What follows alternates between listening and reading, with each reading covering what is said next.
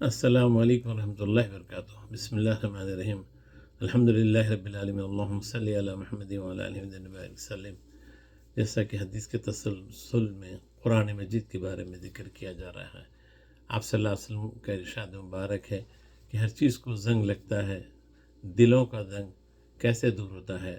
آپ صلی اللہ علیہ وسلم نے ارشاد فرمایا کہ موت کی یاد اور قرآن کی تلاوت، یہ کرنے سے دل کا زنگ دور ہوتا ہے۔ اور یہ بھی پوچھا گیا ہے کہ جو ہے بعض لوگ اللہ کے خاص اللہ کے گھر والے ہوتے ہیں۔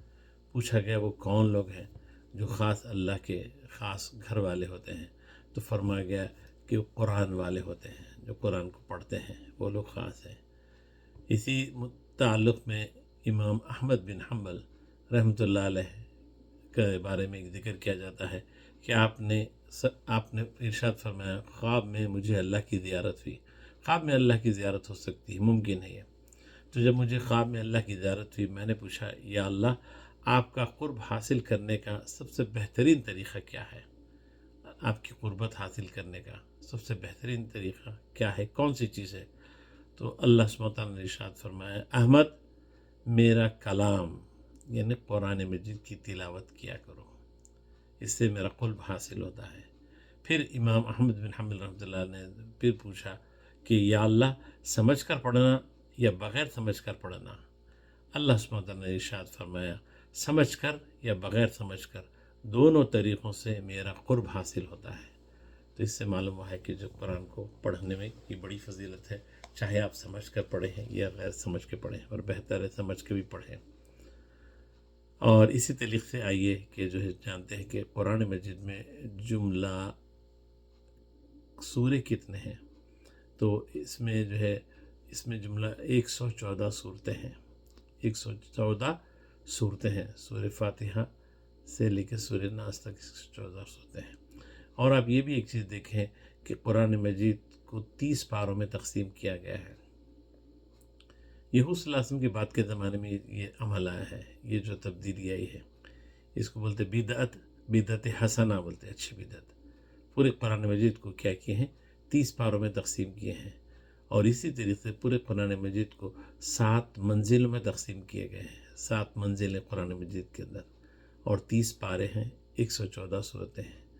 آپ بولیں گے یہ منزل کیا چیز ہے، یہ پارے کیا چیز ہے؟ بعض سپارے بھی کہتے ہیں اس کو۔ تو اس کی وجہ یہ ہے، علماء یہ جو چیز یہ جو تقسیم کیے ہیں، یہ دراصل 7 منزل اس واسطے بنا ہے قرآن مجید کے کہ ایک منزل اگر بندہ ایک دن میں پڑھا کرے تو 7 منزل یعنی ہفتے میں اگر کوئی انسان اگر قرآن مجید کی تلاوت مکمل کرنا چاہتا ہے تو 7 منزلیں یعنی 7 دن ایک ہفتے میں مکمل کر سکے قرآن کی تلاوت۔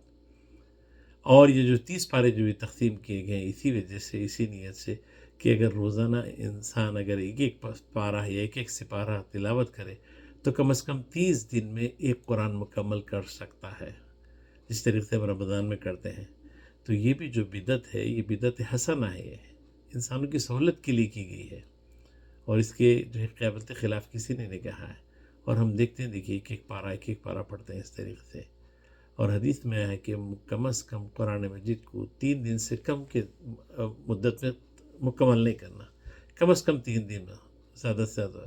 تو کوشش یہ کریں، اگر روزانہ اگر ہم ایک پارہ بھی اگر پڑھنے کی کوشش کریں تو رمضان میں کو مکمل قرآن ہوتا ہے۔ پہلے کے لوگ ہفتے میں ایک بار، بعض صحابہ کے بارے میں بہت تیزی کے ساتھ قرآن کثرت سے تلاوت کیا کرتے تھے قرآن مجید کی۔ تو یہ اللہ کا زندہ معجزہ ہے، اس کے بارے میں ہم کو جاننا ضروری ہے۔ انشاءاللہ تعالی مزید اور قرآن مجید کے بارے میں جاننے کی کوشش کریں گے۔ تو آج کے بارے میں ہم یہ جانیں کہ جملہ 114 صورتیں ہیں، 7 منزلیں ہیں، اور 30 پارے ہیں، 30 پارے ہیں۔ اللہ تعالیٰ سے دعا ہے کہ اللہ تعالیٰ ہم کو کثرت کے ساتھ قرآن مجید کی تلاوت کرنے کی توفیق عطا فرمائے، آمین یا رب العالمین، والحمد للہ رب العالمین۔ السلام علیکم ورحمۃ اللہ وبرکاتہ۔